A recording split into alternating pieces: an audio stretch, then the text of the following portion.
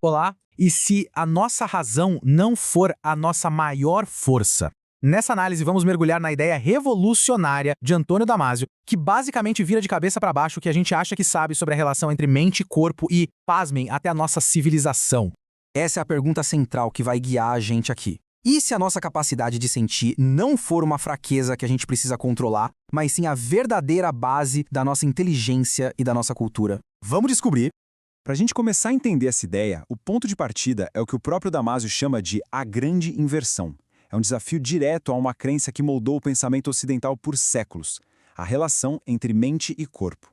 A visão tradicional, aquela que a gente herdou de séculos de filosofia, coloca a mente no comando, né? E as emoções são vistas quase como um ruído, algo a ser suprimido. Mas o Damasio inverte essa lógica de um jeito radical. Ele argumenta que sem os sentimentos que nascem do corpo, a razão seria cega, sem propósito algum. Os sentimentos não são o problema, eles são, na verdade, a nossa bússola. Tá, mas o que dá aos sentimentos esse poder todo? A resposta não está na filosofia, mas sim na biologia, em um princípio fundamental que governa toda a vida na Terra.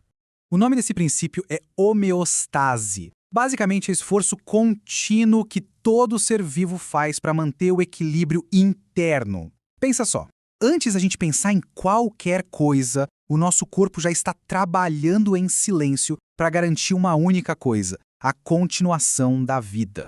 A homeostase é o imperativo número 1 da sobrevivência biológica. Com essa base da biologia em mente, o Damasio faz uma distinção que é crucial, está no coração do argumento dele. Uma diferença que no dia a dia a gente muitas vezes ignora. E aqui está a chave. Emoção e sentimento não são a mesma coisa, de jeito nenhum. Emoções são as reações físicas, públicas, sabe? Um coração que acelera, um rosto que fica vermelho. Já os sentimentos, por outro lado, são a nossa percepção mental, privada dessas reações. O sentimento é a mente lendo o que o corpo está dizendo. Essa distinção permite que a gente enxergue uma espécie de escada evolutiva que mostra como a simples regulação da vida dá origem a toda a complexidade da nossa mente. Olha só que interessante essa progressão. Tudo começa com a homeostase. Ela gera as reações do corpo, as emoções. A mente, então, lê essas emoções e as traduz em sentimentos. E é desse diálogo constante entre o corpo e a mente que nasce a consciência, aquela nossa bússola interna que nos informa a cada segundo: opa, a vida está indo bem, ou atenção aqui, algo precisa ser ajustado. E é aqui que a ideia de Damasio dá um salto impressionante. Ele pega essa lógica que funciona dentro de um único corpo e a aplica para grupos inteiros, mostrando como a biologia é, na verdade, a base de toda a nossa cultura. A pergunta que surge é fascinante, né? Como é que uma experiência tão íntima e pessoal, o sentimento, consegue dar origem a algo tão vasto e coletivo como a cultura humana?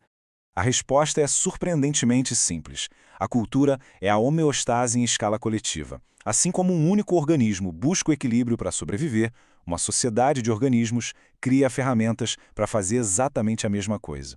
E quando a gente olha o mundo por essa lente, tudo muda de figura. A justiça e a moral são ferramentas para a gente diminuir o sofrimento. A arte e a música são formas de comunicar sentimentos complexos. A medicina e a ciência, estratégias para superar ameaças à vida.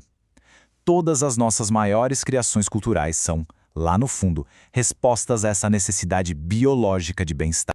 Chegamos então às implicações profundas dessa nova perspectiva, que nos oferece uma espécie de nova bússola para entender a condição humana. E tudo se resume a esta frase poderosa: não somos máquinas pensantes que sentem, somos máquinas sencientes que pensam. Percebe? A ordem importa e muito. O sentimento vem primeiro, e o pensamento é a ferramenta que ele usa para navegar pelo mundo e, no fim das contas, servir a vida. E esta é talvez a lição mais importante. A verdadeira inteligência não é sobre a razão dominar os sentimentos. É sobre usar a razão como uma parceira, uma intérprete habilidosa que nos ajuda a entender as mensagens vitais que os nossos sentimentos estão constantemente nos enviando.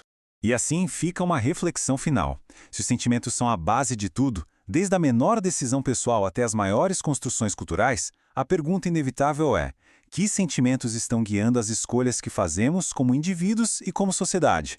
Reconhecê-los pode ser o primeiro passo para um futuro mais equilibrado.